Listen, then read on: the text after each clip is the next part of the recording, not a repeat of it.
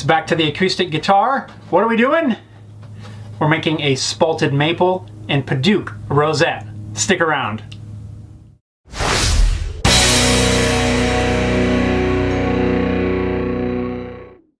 What's going on, everyone? Welcome back to another episode of Home Built Workshop. I hope you're all doing amazing, and it is time here to get back to the acoustic guitar build. If you remember in the last episode, I got the top plate and the back plate roughly cut to size and roughly to thickness. Still a little bit oversized and still a little bit too thick. I need to take this down a little bit more, but before I do that, it's time to get a rosette inlaid in this top. Between the last episode and now, I've spent a fair amount of time practicing this technique using scrap pieces, just trying to understand the process, but unfortunately, there's only so much practice that you can do, and sometimes you just have to jump in and get it done, and that's what we're about to do. The first step that I need to do before I can do anything with the actual parts for the guitar is to make the rosette. This is another thing that I spent a lot of brain power trying to figure out what would be the best option, and I think in order to keep it super simple and still look really cool,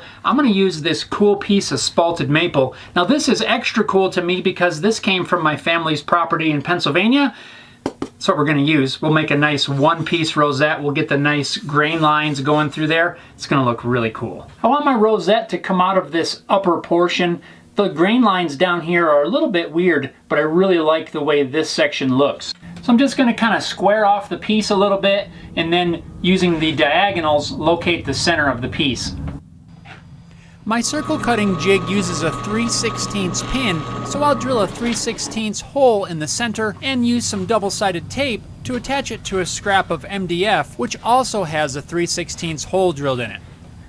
I'm going to use a circle cutting jig and a rotary tool to cut out this rosette. Now, in doing the test cuts, I tried using a corded rotary tool. It works just fine, but the cord can get really twisted and it's really kind of awkward. I've found that this cordless rotary tool really makes a huge difference. We don't need a ton of battery, so it doesn't really matter if we have the small one in there, because this really doesn't take all that long. This is the way to go, as far as I'm concerned. I'm transferring the measurements from my plans onto this piece of wood just to give me an idea of where I need to start and end my cuts. Now I'll drop the circle cutting jig onto the 3/16 pin, and I'm going to adjust this to cut outside of my lines. I'm going to start large and slowly sneak up to the final size. To start out my cut, I've got the jig set to cut a larger diameter circle than what I'm going to need. I want to be very careful with my measurements and try to stick with as close to the plan as I can get, and by starting oversized, I can reduce the size until I'm exactly where I need to be. I'm also going to take a super shallow cut every time. I'm using a 3/32 down cutting spiral bit. You want to use a down cut because it's going to pull the chips down from the top. If you use an upcutting bit, there's a chance that you could get some nasty chip out, and we really want to try to avoid chip out. So let's crank this thing up and see what we can do.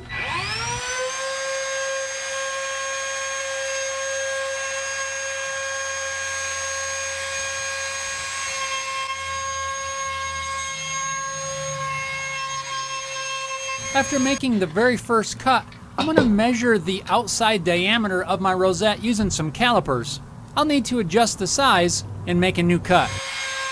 Once I get the outer diameter exactly where I want it, then it's just the process of lowering the bit depth and making more cuts until I cut all the way through the piece. Once I'm all the way through on the outside, then I'm going to reset my diameter for the inside diameter and basically do the same thing. I'll just make several light cuts until I cut all the way through at the correct dimension.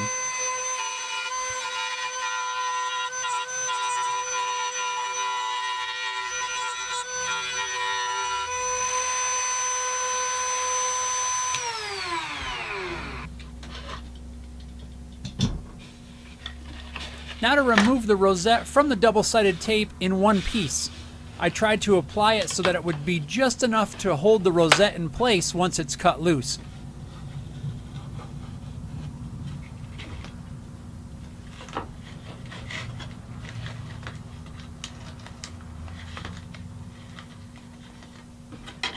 And there is our spalted maple rosette. If I double check my measurements, We are right at a 1/2 inch, which is what I was shooting for, according to the plan. Up until this point, if I made a mistake here, we'd just make another one. But now it's time to set this into the top of the guitar. No hesitation, just do it. I'm gonna start out by placing my mold on my top, and I'm gonna trace that outline back onto the top. I did that in the last video, but since we thicknessed it, we've sanded off all of those pencil marks. So I need to have a reference first so I know where the outside of the instrument's gonna be. That way I can make some measurements off of that.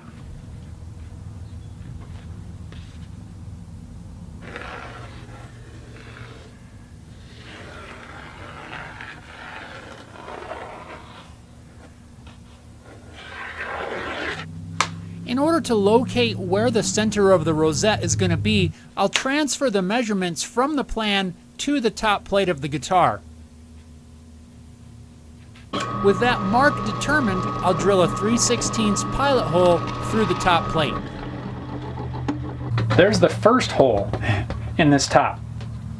Let's make some more.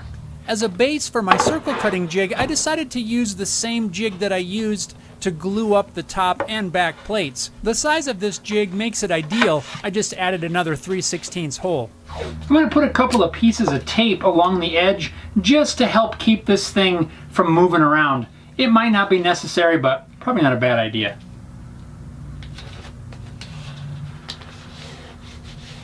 Now I'm going to verify my measurements of the rosette, and I'm going to transfer those measurements to the top of the guitar. We need to establish a rough area of where the rosette's going to go. That way we know where to start routing and where not to start routing.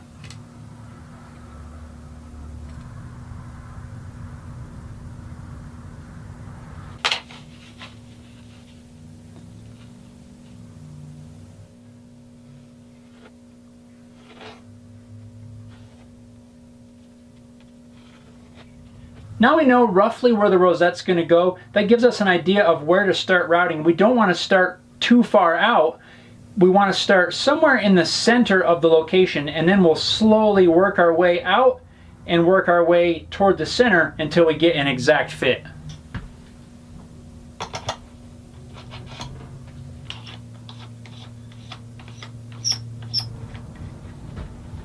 Here we go. Don't ruin this.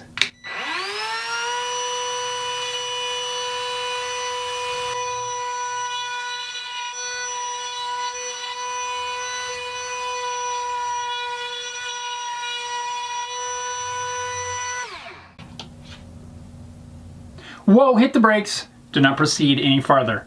I forgot something. I'm not just installing this rosette as it is. I've made up some really thin strips of padauk that I'm going to install around the inside and outside edges of the rosette to kind of outline the rosette. I think it's going to look really cool, but padauk has the potential to stain this top when it goes to sanding or gluing or anything like that. I want to try to minimize the amount of color that bleeds out of this padauk into this spruce top. So I'm going to apply a light coat of spray-on shellac to kind of seal up some of the top. That way, hopefully, when I glue all this in, I don't get a lot of bleeding from this padauk. I need to spray this on now because I don't want it down on the channel because I want to get good glue coverage in the channel. So I need to spray it before I route away this material. That way the rosette channel is nice and clean, doesn't have any shellac in there. I'm glad I caught that now. And also, shake well before using. Are you supposed to shake it? Probably. How's this painted before 1978? May contain lead. What does that have to do with shellac? I'm not super concerned with this finish affecting the top at all or the finish later on down the road. Shellac is very universal to a lot of different finishes, so I don't see an issue there. Plus, I still have to thickness this top, so most of it's going to get sanded off anyway. This is just to prevent it from bleeding when I glue in the rosette along with the padauk strips.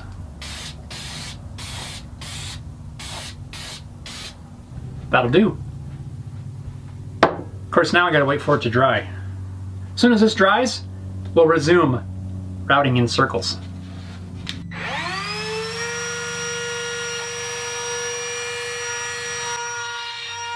After routing the first couple passes, I'm going to stop and check the depth of the rosette channel. I want it to be ideally about 1/2 to 2/3 the thickness of the top.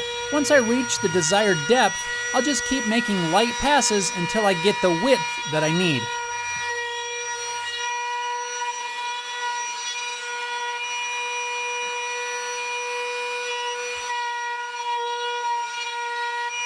Well, right now I've got the rosette fitting really good. I think I could glue this in right now and it would look really nice, but I just need to enlarge both the inner and outer diameter now to account for my little padauk strips.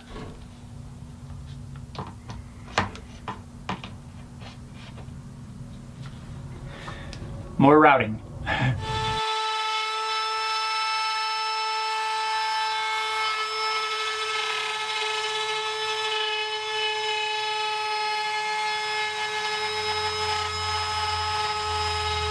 All right, let's see if these things fit.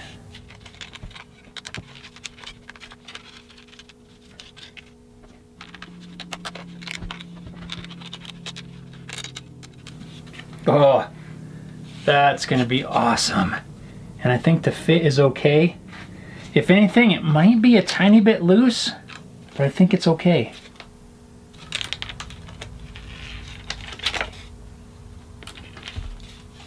I'm going to make sure this is oriented exactly the way I want it. I want the lines on the spalting to kind of go with the grain lines on this spruce top.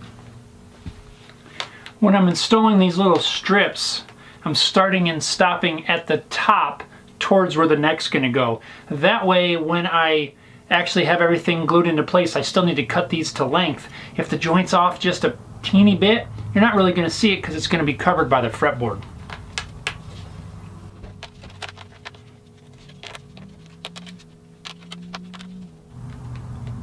There's probably some sort of fancy process to get these exactly to the length I need.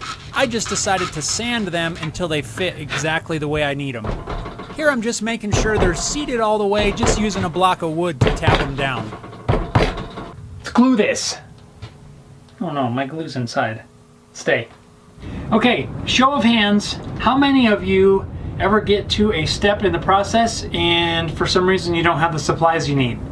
I thought I had a whole bottle of thin CA glue. I either don't or I can't find it. So I guess I gotta run to the store really quick. I'll be back in a few. Let's continue.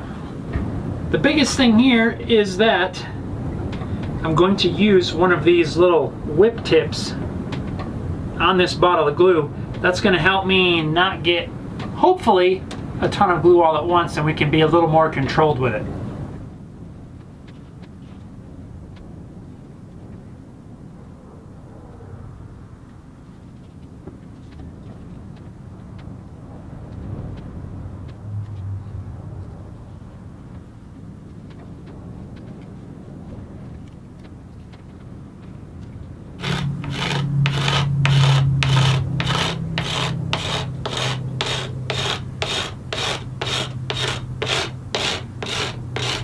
Now I'm just using a card scraper to level out some of those little padauk strips. They sit just a little bit higher than the actual rosette, just to try to get it a little bit even. I'm not trying to level this with the surface of the body. That's what the drum sander's for.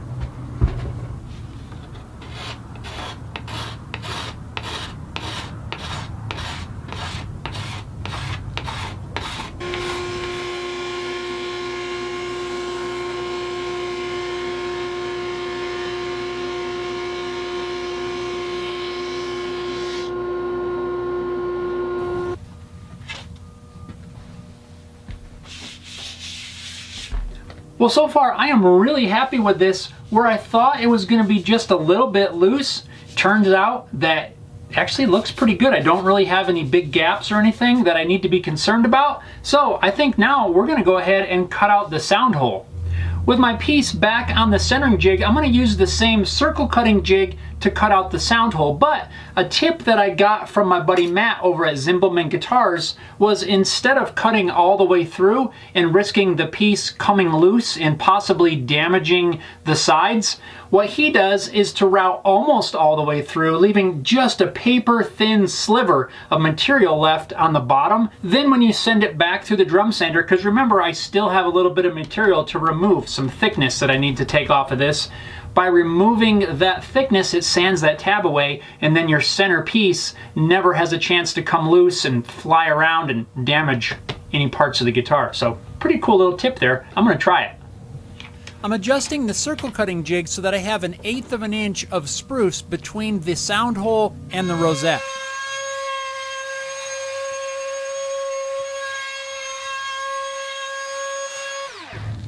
Hopefully you can see I've got just a paper thin tab going through there. You can see where the light's shining through. Now I'll run this through the drum sander and hopefully pop this free.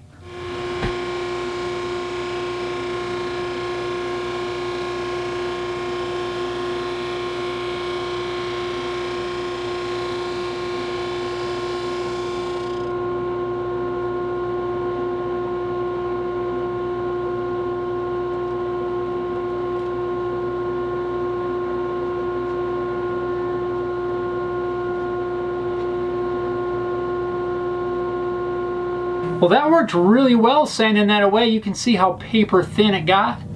Kept everything in place until we're able to pop that free. And that wraps up our spalted maple and padauk rosette. I think it looks awesome, and I could not be happier with the way this turned out, especially since that's the very first time that I've ever made a rosette. I'm really happy with this.